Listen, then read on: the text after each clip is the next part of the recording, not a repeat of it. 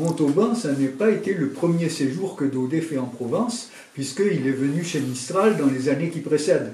La première fois qu'il passe à Mayenne, c'est quand il est en route vers l'Algérie, en 1861, et ensuite, donc, il est revenu.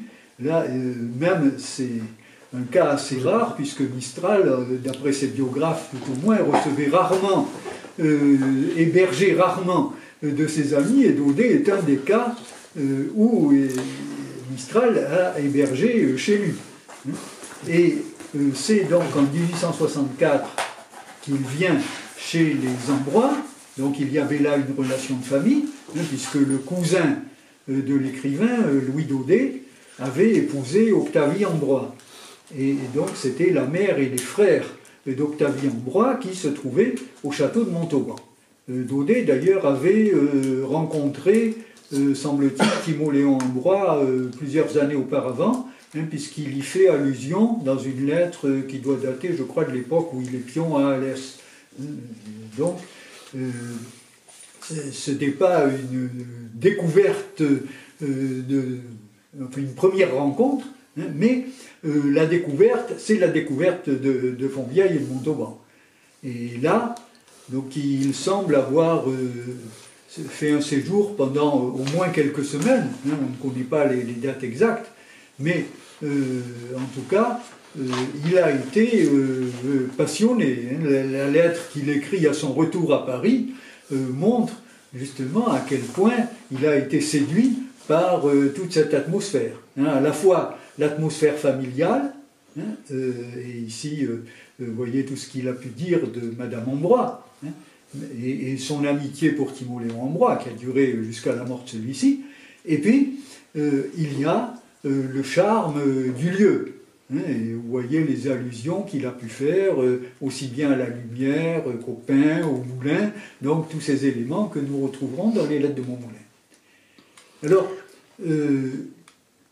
l'hiver suivant, puisque les séjours de Daudet dans le Midi, ou même au-delà du Midi, se font en hiver. Quand il va en Algérie, c'est en décembre, janvier 61-62. Quand il va en Corse, c'est dans les premiers mois de 63. Et là, quand il vient à Fontvieille, c'est dans les premiers mois de l'année. Ce n'est pas du tout quelque chose qui correspond au tourisme de nos jours. Parfait, je pense que c'est très intéressant ce que vous dites. Oui, vous citez cette phrase donc, du retour de Daudet à Paris, où les bons souvenirs et que le charme on approuve à se rappeler le soleil, le cagnard, Madame Ambrois. Vous avez oublié les pins, vous m'avez dit. Oui, juste après les pans. Et Alphonse, voilà. Et Timo, et les poules, et les pans, et Auguste, et les moulins à vent, et le reste. Je trouve cette phrase magnifique, effectivement. Alors, deuxième, je voudrais vous interroger, effectivement, sur les symboles que Daudet a trouvés à Fontvieille, notamment, évidemment, les moulins, qui paraissent un symbole extraordinaire.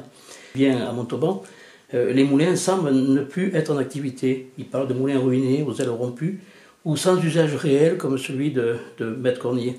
Pourtant, ils tourneront jusqu'à 1905, au moins pour le moulin Saint-Pierre. Donc, les moulins en activité, comme les carrières, ne pourraient donc toucher en quelque sorte sa vision poétique. Et ce qui pourrait être confirmé par cette réflexion de 30 ans de Paris, où le moulin rendu à sa fonction est le symbole de la fin du rêve et de la nostalgie de ne plus pouvoir venir à Montauban. Dans cette phrase terrible qu'il écrit dans 30 ans de Paris, et sur la route vers d'Orient et des Pins, restauré, rentoilé comme une corvette à flot, mon moulin vire au soleil, poète remis au vent, rêveur retourné à la vie. Je trouve cette phrase assez extraordinaire qui montrerait que finalement, lorsqu'il ne peut plus venir à Fontvieille, les moulins se remettent à tourner. Oui, en tout cas, il semble, puisque d'après le même texte là, de 1883, dans l'histoire de mes livres, au début, il parle justement des moulins qui tournaient au-dessus de Montauban. Donc certainement, il y avait des moulins en activité. Ce n'est pas du tout ce qu'on trouve dans le secret de Maître Corny, par exemple, où les moulins ont cessé de vivre, ont été détruits, il ne reste plus que le moulin de Maître Corny.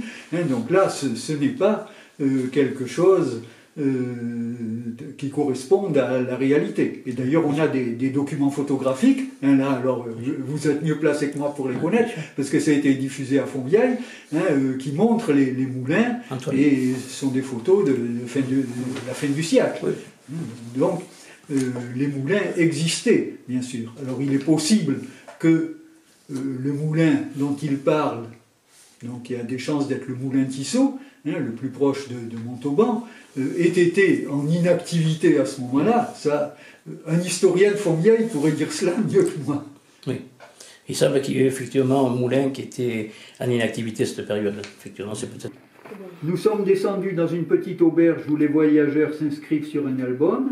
Dans un coin de l'album, j'ai lu Alphonse Daudet 1866, et à côté, il m'a fait écrire un petit J. Daudet 1867. Donc là, c'est une lettre qu'elle écrit à sa mère. D'ailleurs, à propos de la danse, la maison est très grande et l'on peut fredonner à son aise en se levant et même danser, car l'autre jour, nous avons exécuté une longue polka et des fragments de Scottish et de mazurka, un bal à nous deux. Donc vous voyez les danses dans le texte que vous énumériez. Il a dû le prendre dedans, mais il a transposé lui aussi de Montauban à Fontvieille. Oui.